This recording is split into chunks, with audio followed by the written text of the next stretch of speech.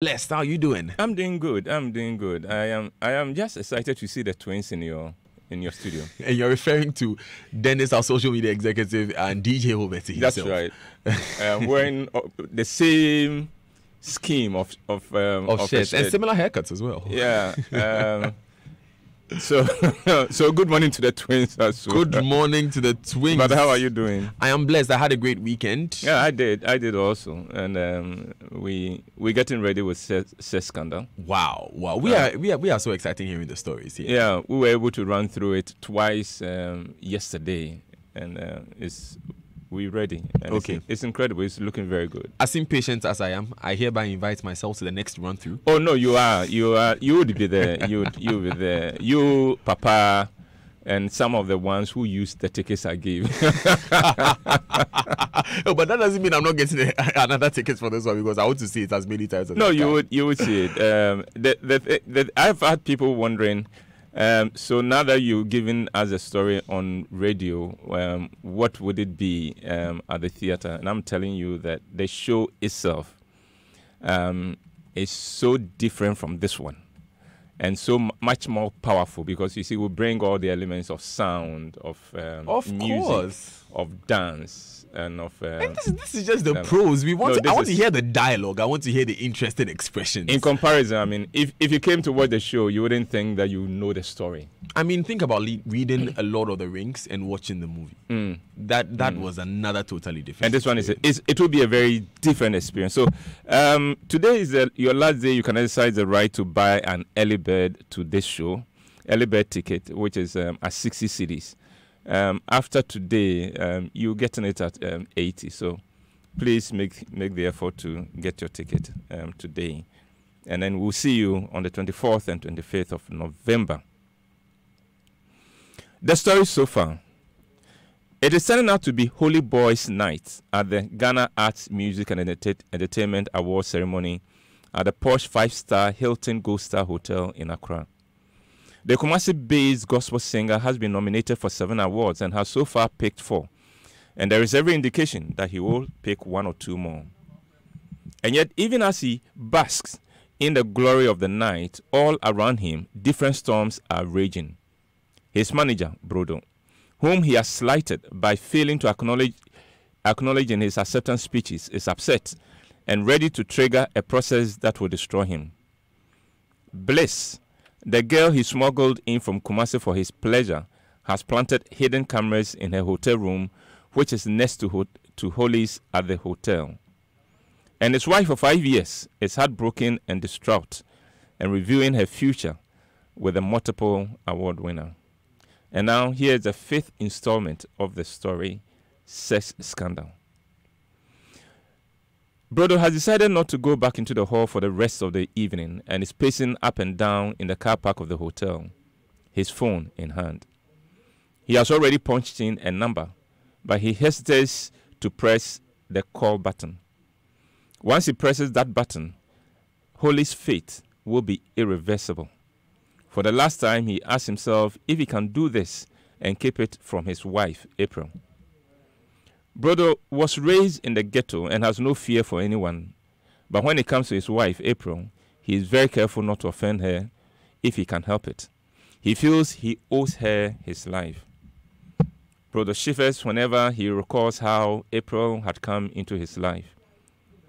About 20 years ago, Brodo was working as a producer and sound engineer for a major studio in Accra.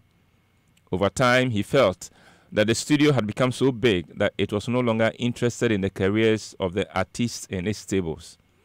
He decided to resign and set up his own studio so he could give artists a much better deal. He reached out to his brother based in Canada and asked for a loan. His brother raised the money and Brodo used the funds to buy the basic equipment he would need. Then he converted one of his bedrooms into a studio and tendered in his resignation from the big major studio. When the owner of the studio received his letter of resignation, he panicked. He knew that almost all the artists who were tied to the studio were there because of the quality of Brodo's work. He feared that if he left, all the artists would follow him out. He offered him a raise in his pay, but Brodo made it clear that it was not about money. When the man realized that there was no way he was going to be able to get Brodo to stay, he decided to eliminate him. He approached some rough elements in the rougher parts of Accra and paid them to attack Brodo and make it look like an armed robbery gone bad. The leader of the hitmen, 50% of the cash in hand, decided to have fun before going on the mission. He went to the hottest prostitute in town and began to brag about his mission and how much money he was going to come his way. That prostitute was April. April knew Brodo. He had been an occasional client of hers and had always treated her with respect and affection. When she was once involved in a motor accident and was hospitalized, he was the only one of her clients who came to visit her at the hospital. She had his number, and so as soon as the hitman left to carry out his mission, April called Brodo and told him not to sleep in his house. She said, "I don't have the time to explain, but please vacate your house right now and go and sleep in a hotel. Do it now, please." Brodo was sleeping when the call came. He found it strange. But he liked April a lot and had often told himself that if she was not a prostitute, he would have loved to marry her.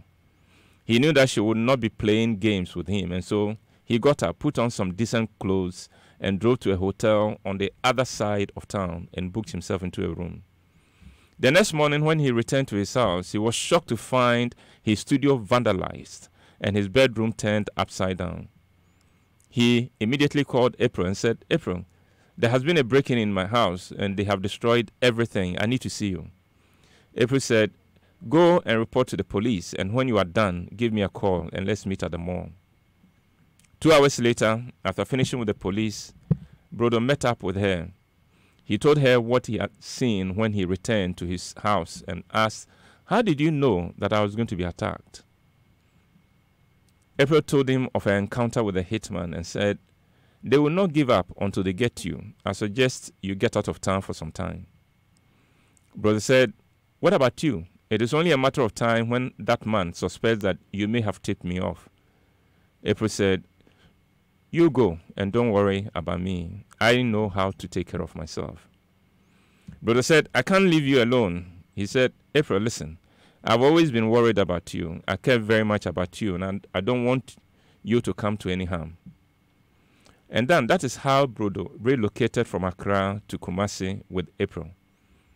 In Kumasi, April advanced Brodo money to replace the equipment that had been destroyed in Accra, and she started a boutique targeted at wealthy clients.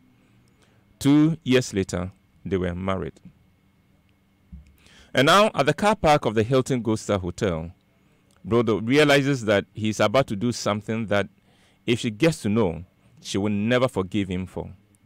And then, like a bolt of lightning, it occurs to him that what he is planning to do to Holly is no different from what his former employer had attempted to do to him. He feels guilty and makes up his mind. He's going to call off the attack. So he presses the call button, and when the person at the other end picks the call, he says, "This is Brodo. The deal is off. I will still pay you the fees you asked for, but don't do anything to him." And on the other end of the line, a voice says, "It is too late.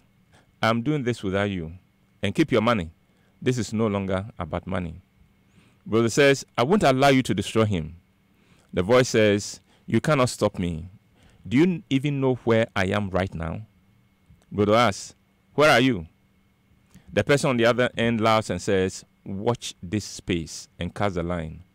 And then, this is all time will permit us today. We shall continue, God willing, on Thursday. Until then, stay blessed. I am blessed, but I want to know the person who was on the other line, at the other end of the line. Thursday, God willing. Oh, Uncle Ebo, okay. We'll take these important messages. Uncle Ebo and I will have a quick discussion. But it's a great story coming on so far. It was interesting to see the history of Brodo. Yes. And how he moved. That's right. Yeah. And anyway, there's a lot to talk about. Uncle Ebo, thank you very much for bringing us. And have a great Food week. for Thought. Have a great week yourself. That was Food for Thought brought to you by Roverman